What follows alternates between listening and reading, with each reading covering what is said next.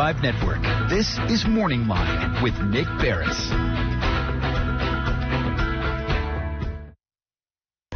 Good morning, everyone. Thanks for joining us on Morning Line. Nick Beres here on a Monday, a live program for you. We're going to open up the phone lines. You can join in the conversation.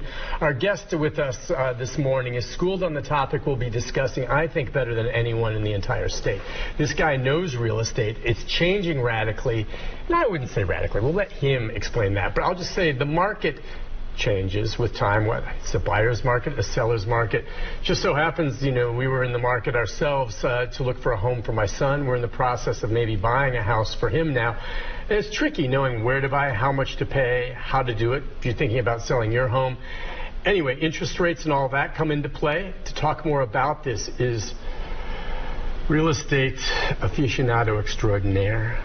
That would be the one and only Bernie Gallerani. I don't know about any of that. You say, oh, no, it's true. You're a humble guy. But I've learned more from you about real estate in the past several shows you've been on with me than in the prior 20 years on this show.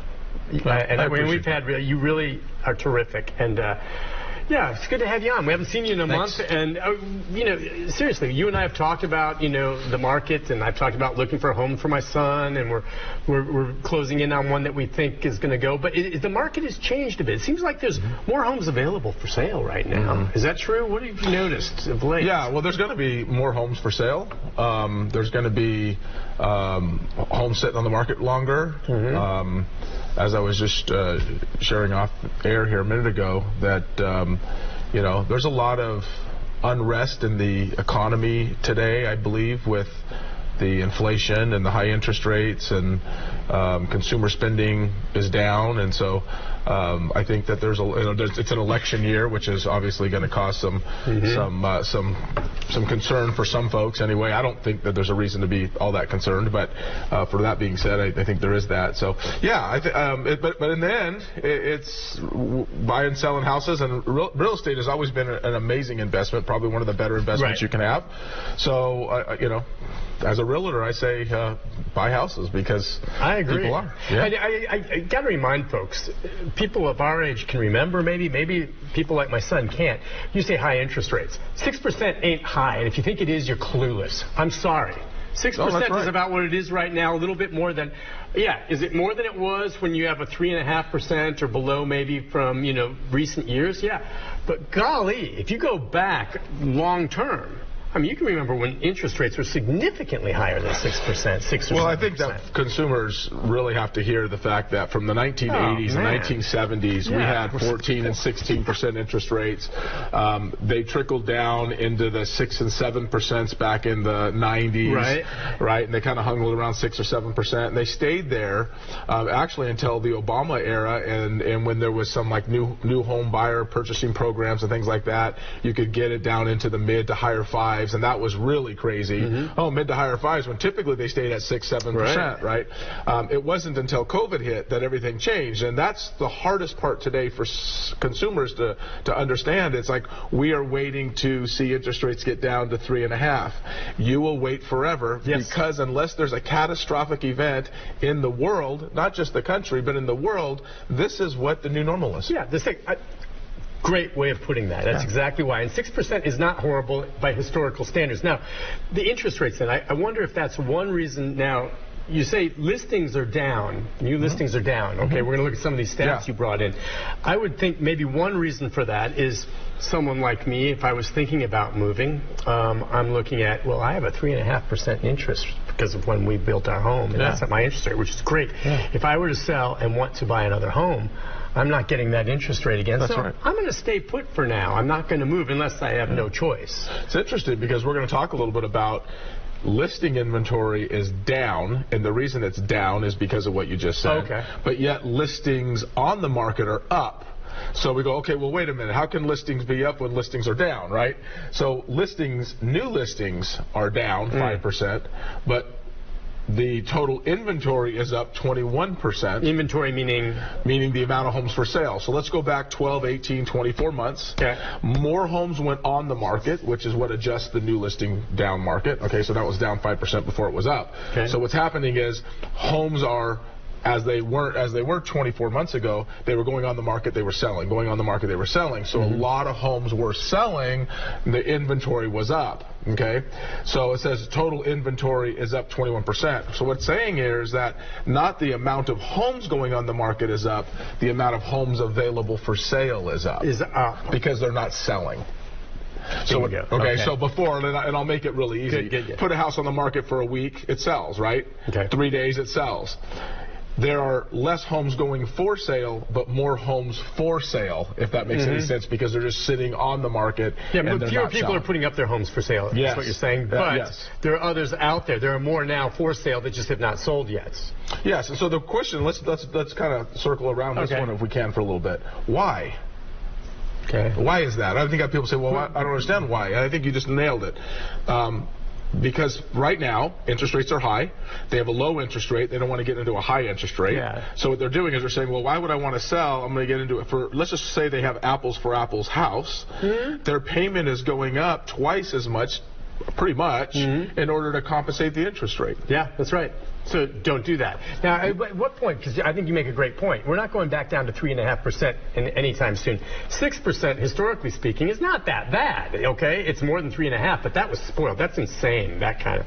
So 6%. Do you anticipate then at some point, folks, depending on how long it stays in this realm, and it's never going to go back down to 3.5% unless, like you said, something really bad happens, people will adjust to this and recognize this is the new normal and say, oh, I got to bite the bullet. This is where I'm going to go. And maybe I should go here before maybe it even goes up more down the road. Yeah, I'll answer it a couple different ways. Okay. One, I think when interest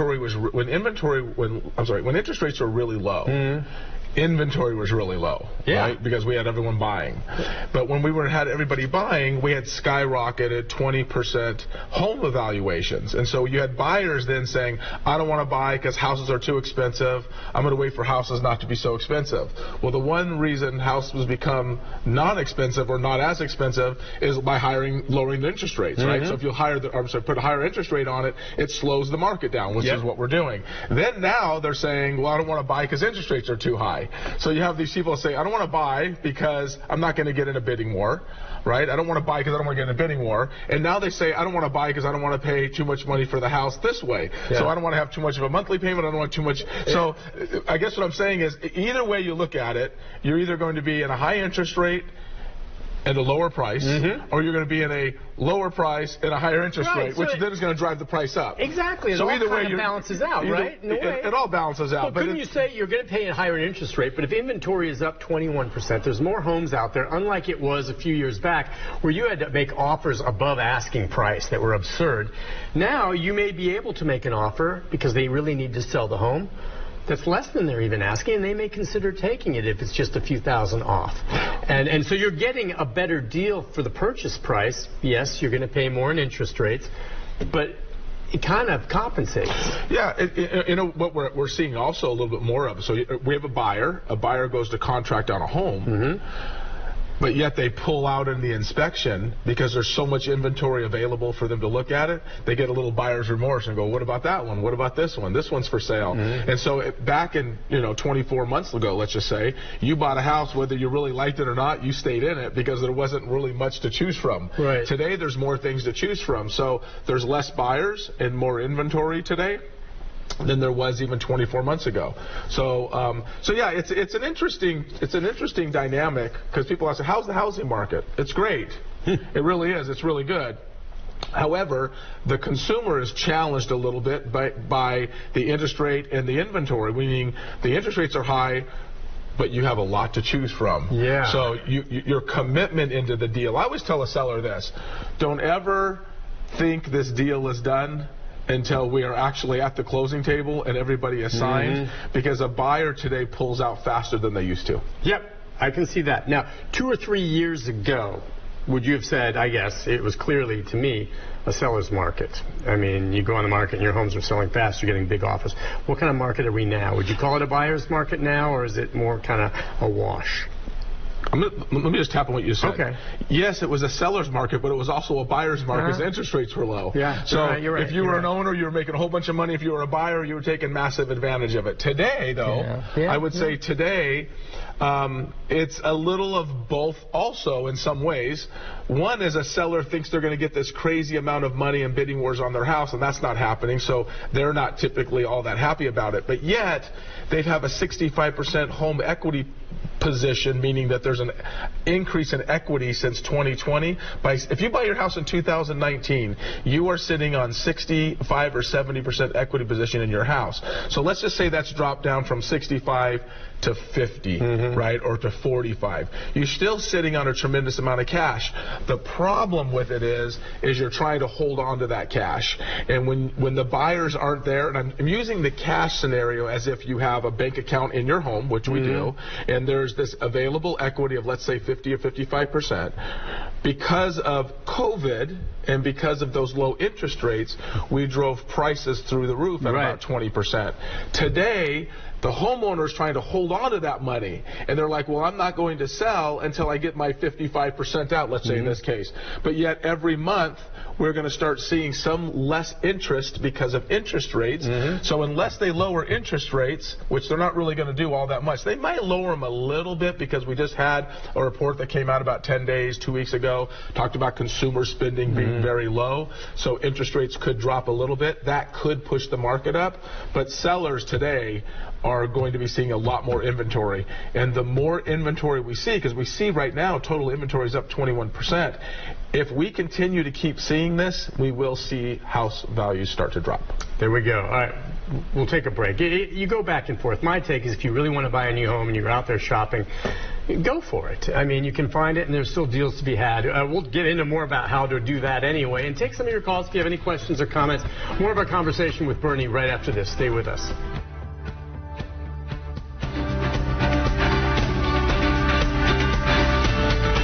We are back on Morning Line. Bernie Gallerani, real estate. We're talking this morning, looking at the market here in the Middle Tennessee area, and you're very successful despite how the market changes or whatever. Your company still continues to sell homes. Oh, yeah. I mean, that's our job. I mean, but not everyone manages to sell. I mean, there's a lot of real estate agents out there, and it can be very competitive and, you know, tough. Well, I believe this, that the market should never dictate the success that our company has. We will certainly fluctuate a little bit, but as my mentor said to me one day, he says, you know, never let the market control your business. You can't control the market, but you can control your business. And the only difference of that is skill. So the different skill level that we have to acquire in order to. So you adapt to the market. Right. So yeah. I might upset a few realtors by this comment, but okay. All right. In 2020 and 2021, you absolutely had to have almost zero skill in order to be successful, because everybody bought and everybody sold basically during these times. It didn't take a lot of talent. Okay.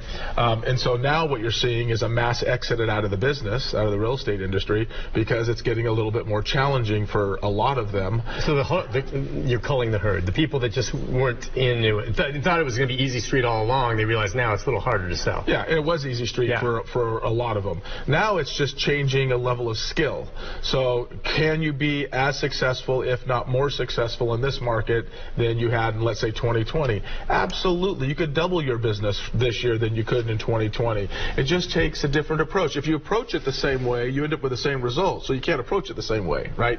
Now it's going to take more grit, more determination, more skill, more understanding of the market, different objection handling skills to make people feel comfortable. Most realtors don't really like doing that, so they'll just get out. And so you asked me off air about my team. There's no choice for us, because this is just the business we're in. And as a seller, you hire us, or as a buyer, you hire us. You expect us to perform at the highest level possible, regardless of the market. You're not looking for an excuse from me. Right. You just want a result. Right. That's our job. Coffee is for closers. You're trying to get me to finish that one, aren't you? you keep roping me into this. I know, it's nothing like that. Because I sent you a picture of that, and now all of a sudden you're roping me into it. Glenn Ross. Wonderful movie, nothing like that, okay? Though his watch is worth more than my car. No, all right, stop it. All right, listen. I wanted to ask you about this. Just in the last segment, you talked about how now buyers are quicker than ever before, even up until closing, to pull out. It if they don't like it. Yeah. Now, isn't there a certain point where you've already paid your earnest money and signed a few things where you legally can't pull out, or? Well, they have outs. One is they have an out on their inspections. Yeah, right. So that inspection period causes a lot of open for a buyer to pull out. Can you, real quick on that note, I want you to elaborate more, but when it comes to inspections, how do you view it, or what do you tell your clients when they're saying, okay, I have this inspection, and they've come back with some items for me, and how do you, if they share it with you and say, well, these are the ones that came back with, what do you think? Have you seen some where you've said, yeah, I think we need to get out of this, it's not what we thought, or have you said, there's several here, but most of these are workable. What advice do you give on how much trouble should it be? Yeah. Fair. So let me just say this to you. If there's a mold issue, they have where you can remediate mold and cause that to not be a factor. But for some people, mold is a serious issue, right? As it should be, right? It's nothing to play around with. If someone is uncomfortable, even though that can be remediated, and they want to pull out, you totally understand that. If there's a cracked foundation or there's something wrong with the foundation, sure, you can have somebody come in, fix the foundation. A lot of times you can put that expense on the seller. Right. But it could cost you $10,000 to $40,000 to fix a foundation problem. Even though it can be fixed, it might be something that a buyer just says, I'm just not that comfortable with it. But sometimes it's caulking around a bathtub, or a light switch needs to be replaced, and then that buyer will choose to get out for that reason. Now, those types of things we talk with them and say, hey, listen, those are all things that can be fixed. We can expense that to the seller, make sure the seller repairs that before closing. But if a buyer wants out, they just want out. And there's not a whole lot. Our job isn't to convince them to stay in. Our job is to support them in whatever their decision is, but yet at the same time, if we can share with them, hey, listen, you've got some water under the crawl space. We live in Tennessee. It rains here a lot. Most homes have water in the crawl space. That's exactly what happened with this home that we just purchased. Okay, and we went through it. The inspectors, by the way, would you say, and I'm sure you work with some very fine ones, sometimes the referral, they go in, they're going to find stuff in a house, no matter what. I've never had an inspection of any home ever that I bought where they came back up plain, didn't find a thing. They're always going to find something, because that's part of what they do. Our question to this inspector was, did you see anything that you would consider to be red flags? Like you said, maybe a massive foundation problem. He goes, no red flags. There's some things here in the basement where they're going to have to deal with some water. So the home was built in 1940, okay? So there's some water issues that we're going to have to do. And so we put it back and asked for another $2,500 off the seller's price to put into some of that. There's some other little things, some electrical wiring that might have to be, looked at or whatever. But they were minor, right? Right. So that's where you go with that. But you just talked about, right? Listen, water could be diverted. I had a home one time, and I'll tell you, this was years and years ago. This was, 15 years ago. And it actually had a natural spring under the crawl space. Right? Literally, there was a natural spring under the crawl space. And so that would freak anybody out, right? And so they had a sump pump under there previous. The inspector came in and said, listen, I think we need a more powerful sump pump to divert all this water. Couldn't plug it? You can't plug it. No, it was natural, just natural water, spring coming in. And so they just diverted the water, and the buyer bought the home, and all is good.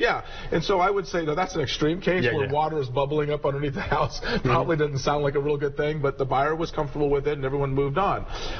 Water is the biggest issue when it comes to construction, development, anything like that. Water is a big issue. And so when I say it's a big issue, I'm not saying it's a big concern, but it's a big issue. But all water can be diverted. And it's really just grading the lot. You might have to do something around the foundation with rock. You might have to put a sump pump in. But water is a very common issue. But buyers who don't really understand that say, hey, I got water or moisture in my crawl space. They will freak out. Yes. Well, originally I did, until I talked to people like you to understand this and see what happens. It's common. And so, but it's things like that. So you say, how do people get out? They get out for any reasons that they want to get out. Our job is to say, hey, that's a really valid concern. It's fairly normal to have water. If this or this or this was to take place, would you feel more comfortable with the property?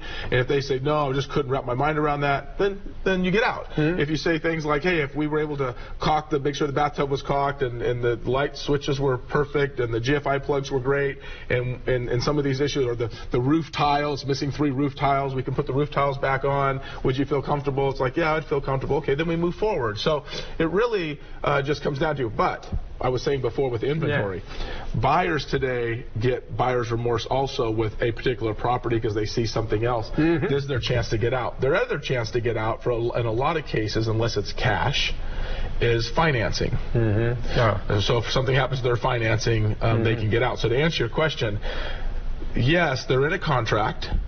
And once those due diligence periods are met, so once it has been, I had a friend of mine, I'll say, okay, who came to me the other day, and they were buying a house in Florida, and they had put down a $20,000 earnest money, and they had their home inspection, and then in their final walkthrough of the home, the day before closing, they brought a contractor with them, and the contractor found all sorts of things that the inspector didn't find, and convinced these particular people in Florida to walk away from this deal.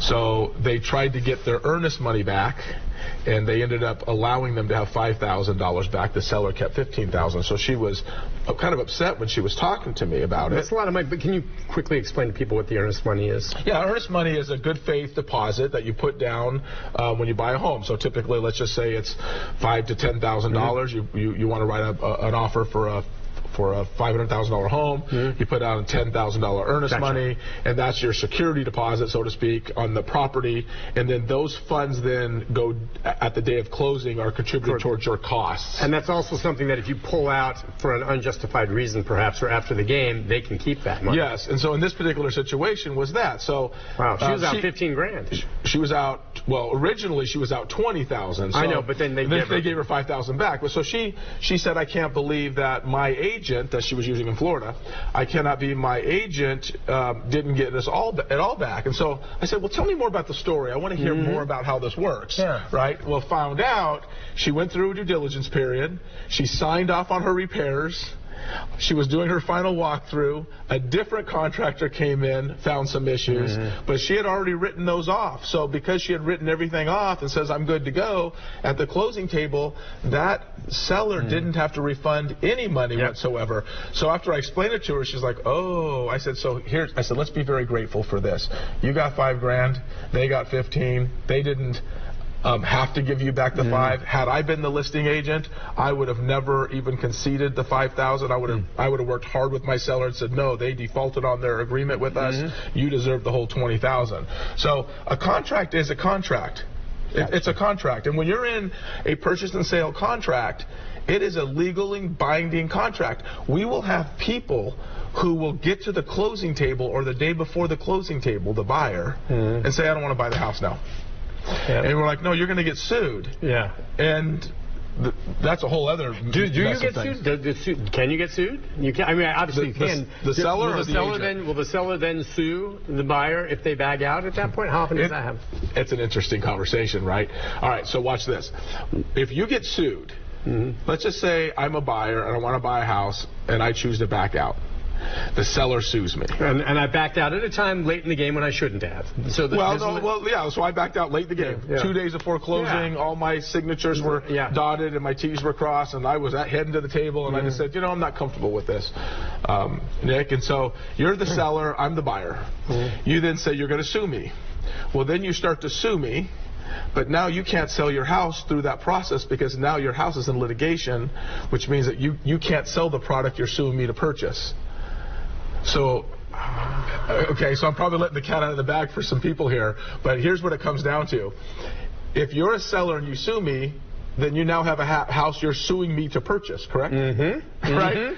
Well, then you can't sell that house if you're trying to sue me to purchase. So that means now all of your selling has gotten on hold. It's on hold.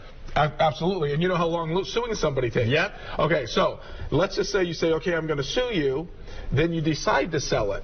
And that price that you sold it to the second buyer was less than the price I was going to pay you. You can sue me for the difference.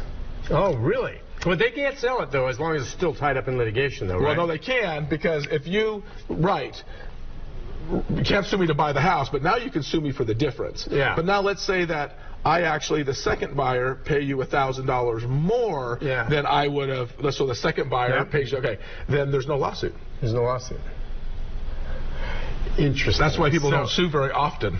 Yeah, and a lot of people maybe, if there's a reason, like I'm just thinking, if as we buy a house, if we found something all of a sudden later in the game that we should have seen and missed, and we're just bummed about it, we could walk away and just say, no, dare you to sue me. Now, they could also say, look, if it's a home that's going to sell fairly easily anyway, just get out of here. We'll put it back on the market and sell it. That's typically what most people will do. They'll say, oh, gosh, and the threat of lawsuits. I mean, we'll lose our earnest money, but I'm sorry. Now, where lawsuits really do come into play is, and this has happened quite a few times, where in the world I live in, is sellers who are not honest on their property condition disclosures.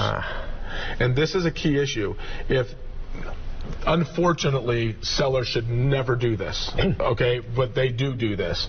When you have a property condition disclosure, all the items that are issues with that house. Sellers never should look at that. Well, no. Sellers should always be honest about that. Because what they'll do is they'll hide something that could be wrong with the house or they feel is wrong with the house, but they do not disclose that in the property condition disclosure. The buyer sees that disclosure to see everything that's wrong with the property. If sellers don't disclose it on the property condition disclosure, and I can give you some examples, but then what happens is the buyer then moves into the house. I got you. I guess my point, and we'll elaborate on this, we've got to go to the break. My point was that as far as us doing an inspection on the house before we buy it, if I'm the seller, I don't want to look at the results of your inspection, okay? We can talk about what you want fixed or I don't want to know, because if this doesn't work out, I don't want to know, because if I know, then I have to disclose it. That's a whole other Pandora's box. Okay, we'll take a break. This is interesting stuff. We'll be back with more with Bernie right after this.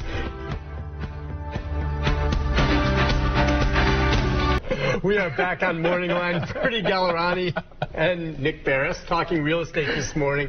Boy, I mean, gosh, interesting stuff I'm learning this morning. Just curious about how lawsuits can or cannot happen.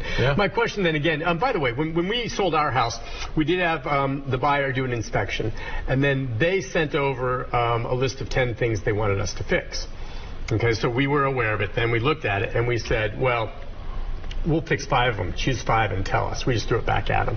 You can either, if you don't want that, you can walk away, or tell us which 5 and we'll fix 5 out of the 10. You choose. And they picked 5, and it was funny. The ones they picked, 4 of them were ones that were a little not significant, but were probably ones I would have. And then there was one other one I thought, oh, that's going to take more time to fix. They didn't pick it. They picked something simple. Oh, interesting. And I said, fair enough. We'll fix these 5, and we left the other 5 for them.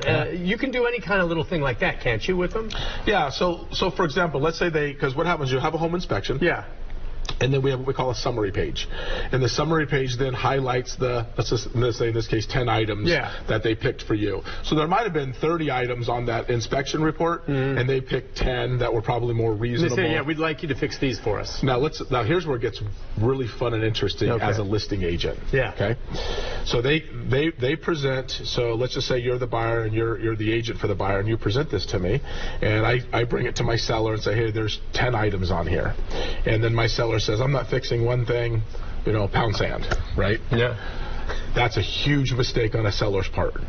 Because now what happens is you just informed me of the 10 items that are wrong with the house, and you then said, I'm not going to fix it at all.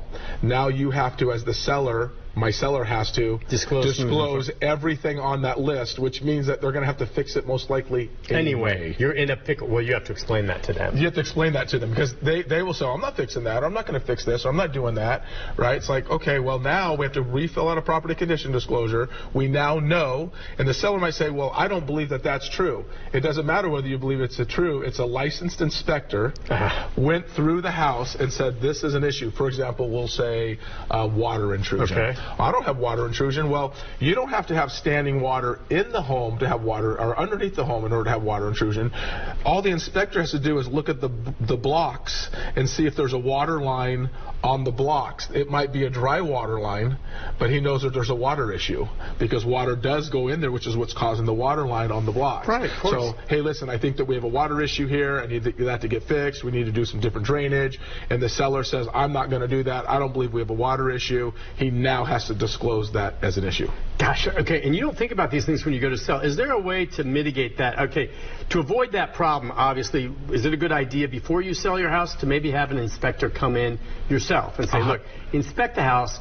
I guess I'm going to find out everything that's wrong with it, but I want to know if there's anything huge that I'm going to find out that's going to come back and kick me in the ass before I go ahead and sell this thing. I believe every seller should have a home inspection before they put their house on the market, so they can get that report and not start. Because if what if there's a lot of things in there that they don't want to disclose that maybe could be missed by someone else, and then you could skate?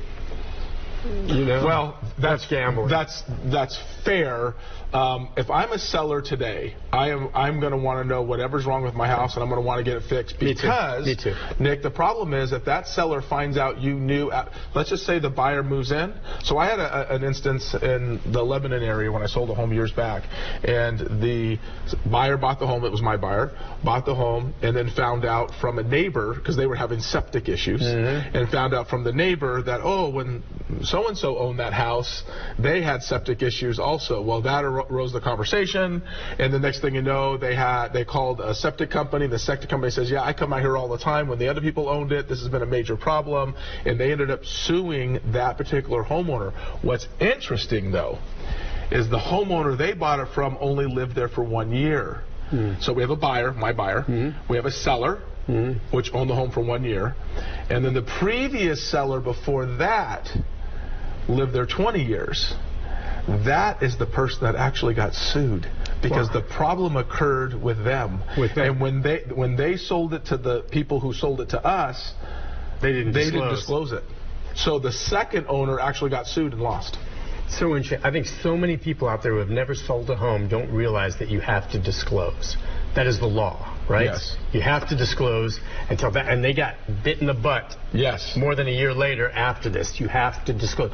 So so everything. You want to know what's going. Because again, if you don't investigate it at all, and you truly have no way of knowing, then you can't be held liable for any of that. If someone buys it and finds out there's something wrong with the home, they have to prove that you knew about it. So, and I'll try to help the people who are listening who are selling their house also. If you have had water intrusion in your home, let's say you've had a flood, whatever it might be, and you fixed all of that. So let's just say you had a cracked floor. Let's make it easy. You had a cracked floor, you fixed the problem. You don't have to disclose that. That's a repair that's been made. You don't have to really disclose that. But if there's a problem like we have water intrusion into the house, now if you have a new roof put on the house because a tornado hit it, you don't say a tornado hit it, you can say I put a new roof on the house, right? If you have some repairs to the property and you make those repairs, you don't have to disclose all of that. But if you have an issue with the house, if you've had a cracked foundation problem and you fix it, you can say I had a cracked foundation problem, but it's been repaired by this particular company, because that's a more serious item. So it's a little hit and miss. Some things are need to be fully disclosed, and other things are not. And sellers will say, well, should I disclose the fact that I had to paint these walls? No, not a big deal. Or I did a remodel. I see. I did a remodel and it didn't look like this when I bought the home. No, that's not important either. But what is important is if there are issues on the home, you should disclose it all. Always disclose. How often have you seen where the buyer backs out because of what they found out in the inspection? Does that happen that often, or do they want the home badly enough, unless it's some huge problem, that they go ahead and buy it? 25% of the time. 25% they'll back out based on what they found in the home. Yes. And you would say maybe of that 25%, some of them just freak out because they don't know any better. They hear water mold or something, and they think it's the worst thing on earth, when really it could be addressed without too much cost. 25% of the people will back out because of the inspection. But I would say that there's probably a 10 or 12% of that, so let's say a third to a half, that back out because they have buyer's remorse and they want to go find another property. They just found they didn't love the house as much after the inspection, and that was their way out. Yeah. So I would say that half of that 25% is because of a true inspection problem. Now, we're told always that it's the inspection. Oh, I don't like it because of this.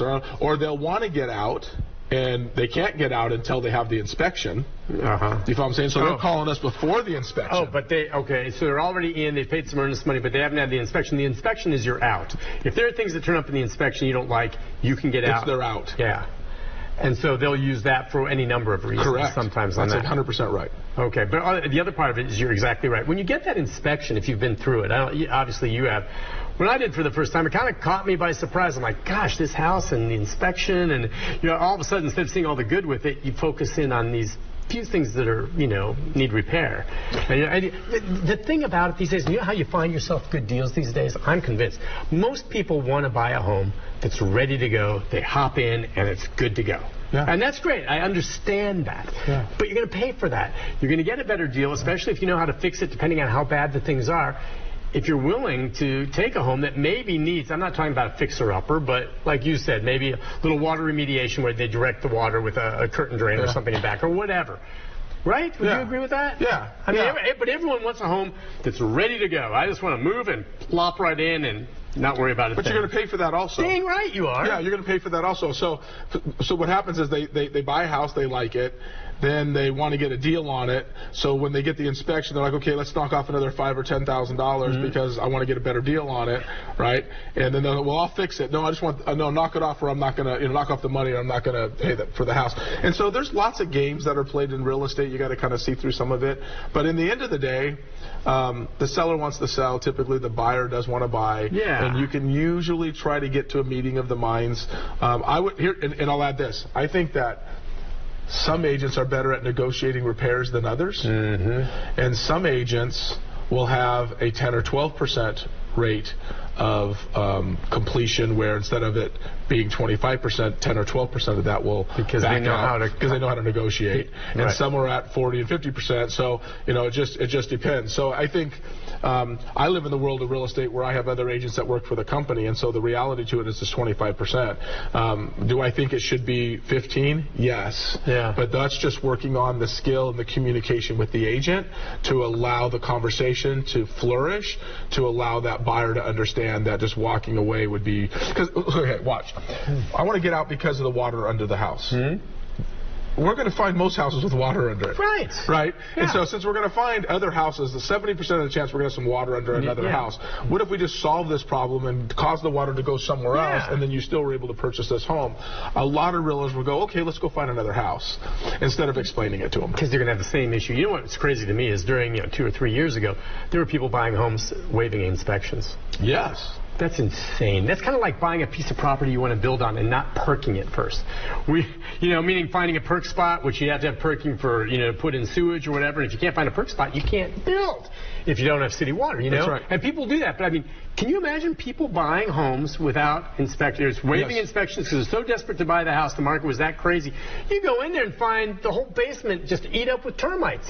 I have a realtor who bought a house, paid $80,000 over asking, and waived the inspection, and allowed them to stay in the house 5 months after they closed on the property.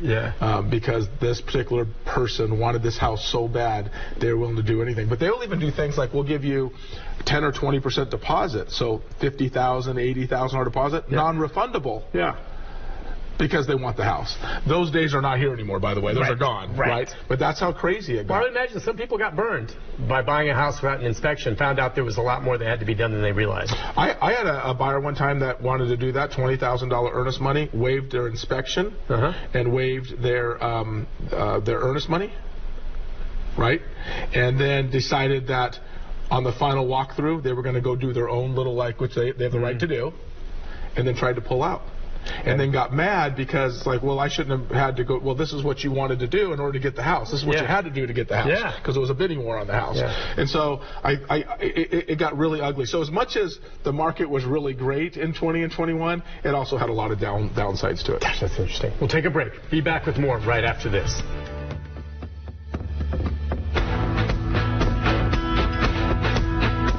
Final segment this morning with Bernie Gallerani. I like it because I can throw almost any real estate question at him, and I can't stump him. And I told him this as we went to the break. So I saw a home that's being listed in Lebanon, and the seller is listing it, buy it as, I don't know, as is. I guess you can do your inspections and everything, but the agreement was that if you buy it, you have to evict the family that's living there. And I'm like, wait a second. So obviously this must have been an investment property where they're renting it out to someone. And they're selling the home now with the renters in there. Yeah. Now, I suppose could part of the argument that a lot of people think right off the bat, okay, that means that renter's refusing to leave. Maybe if I'm looking for an investment property, I'll buy it from him and let the renters stay and keep collecting the money on it. Could that be what it is? Absolutely. Oh, rentals will sell with renters already in it all the time. Absolutely. It never occurred to me. Now, on the other hand, it could be a case where maybe the renter isn't agreeing to leave in a timely fashion.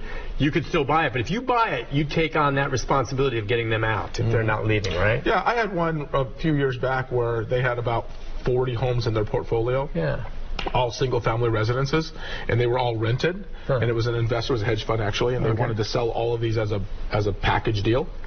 And I work with a lot of investors, so I was able to put a deal together and try to make this thing work. And so it ended up not going through, but we made some offers on it and tried to get it to go through. But they were all rented, so the investor was buying the rental properties, all single-family residences, with renters inside the homes, and that particular investor wanted to keep the renters. I think that's cool. If they're good renters and they're in there and that's your investment, buy that puppy up. By the way, do you still hear from a lot of these investment groups that want to buy up swaths of property here in Nashville because it's such a hot market? Or is that cooled off, or does that happen much? I think the house flipping, purchasing process, the house flipping process has slowed down quite a bit. Yes. Because the equity's not there anymore. Those shows aren't even on TV anymore. Now it's more home improvement instead of flipping. Yeah. So but yes, you still have big hedge fund companies coming in and buying stuff, bigger blocks of properties.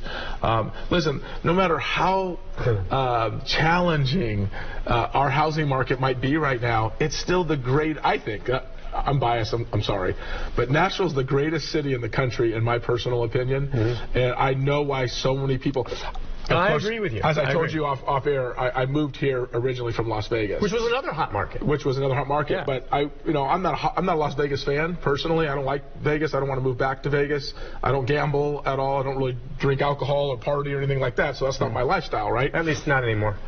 I didn't even do it then. But I don't know. I work too hard for my money. I don't even want to put $10 in a slot machine. I'm the same way. I don't gamble. It's just it's not my thing. But so anyways, I was back in Vegas this last week at a real estate conference, and a friend of mine said, "Hey, do you miss living here?" I'm like, "Are you kidding? I live in the greatest place on the planet, Nashville, Tennessee. What better place can you live with the entertainment we have, with the food we have, with the people we have?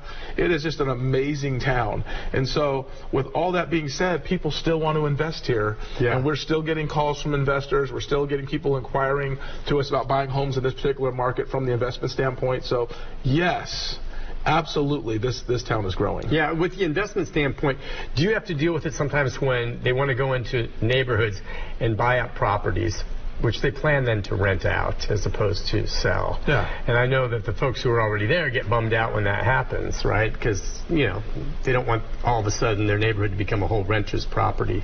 Well, I think a lot of developments today are starting to create things in their CC&Rs that they can only have a certain percentage of renters in that community, which is a really great thing. And for a lot of these buildings downtown where Airbnbs and stuff were at one point prevalent, now they're not. They're really pushing back on a lot of that Airbnb stuff, and then if you want to rent your property and they only allow, let's say, 10% or 8% or 12% of the renter of the building or the subdivision to be rented. I own a rental property in Gallatin where it wasn't the case that, and I bought a property there and I've rented out for many years, but the neighborhood became more of a rental property area, not more of a, but started increasing in, and they stopped it and they said, okay, no longer can you do this, and you got to put your name on a list. And the list is so long, and if somebody ever wants to rent, they got to kind of go up on that list. And so yeah, there's a lot of drive, a lot of interest still coming into this area. Very hot market. Look, we just have a couple minutes left, and I know I bounced around. You always have things you want to talk about, but it is a very interesting conversation this morning. So it's all good. Any parting shots? I guess I see here in 2024,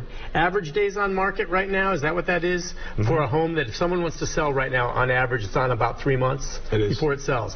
That's a little longer than it's been, right? Or no? Is that? Yeah, well, for us, it's about 17 days with my company. Okay. Some we do have 2 months, and some we do have 2 days, right? So that's what. So there are some homes that still sell pretty darn quick. Oh yeah, a day, 2 days, 3 days. We still have that regularly, but we also have homes that are sitting on the market, and typically there's a solution to this 93 days. Okay. Yeah. Now it's a fight that I'll fight within my group and my team because it's easier for me to coach my group than it is to coach the real estate community. But this 93 days is ridiculous. Most of these should all be sold within 30 days or less. Within 30 days or less. And if it's that long, there's a reason that can be corrected, you believe? 100%. There's no doubt that this should not be more than 30 days. Do I have them more than 30 days? Yes, but not in most cases. Not in most cases. Most cases not, yeah. Month supply of inventory right now is up 38%. So what that tells us is when we look at the current month supply right now, it's 4.7 months. I'm sorry, 3.47 months. So basically 3.5 months. Back in 21, it was a week, right? 8 days, 9 days. Now it's 3.5 months. And so that number of 3.47 is what's showing it from last year to this year. It's up 38%. Yeah. So that's the current supply of inventory is up, which means if you took 10 houses, for example, and let's just say one house sold out of 10 for sale, then you have a 10-month supply of inventory, right? Or 5 homes sold out of the 10 for sale, then you have a 5-month supply of inventory. So that's how you count it. So if you look at a subdivision, there's 3 homes for sale, and there's 1 home that's sold in that 30-day period, and you have a 3-month supply of inventory. So what that means is if a house goes on the market, and if no other homes go on the market, it's going to take 3 months to sell that house. But we know houses are continuing to keep going on the market. Yeah. So we always pay attention to the months on market, the days on market, because we know for sure that these 2 factors are overpricing. Gotcha. And a lot of these homes that are being sold right now, by the way, newly built homes as well. Some of that inventory is in there. Builders are still out there cranking them out. Yep. Bernie, a pleasure, my friend. Thank you. Thanks for coming on. Will we see you again? Always. Okay. We'll see you on. Put up his contact information, because then you hobnob with there it is. Come on, she's nice, right? Barbara's a good egg. Barbara's a really good person. She is, and Shark Tank is. She's a fun person too. She's a great personality, and she's just an awesome human being. She endorses you. Very cool. Very cool. Well, Bernie Gallerani, 615-471-6166. That's his personal number at home. You can call him and wake him up in the morning. No, that's not my personal number. Darn. Okay. Bernie, thank you. Nice try. We'll talk to you again soon. I'll be back with a programming note about tomorrow right after this. Stay with us.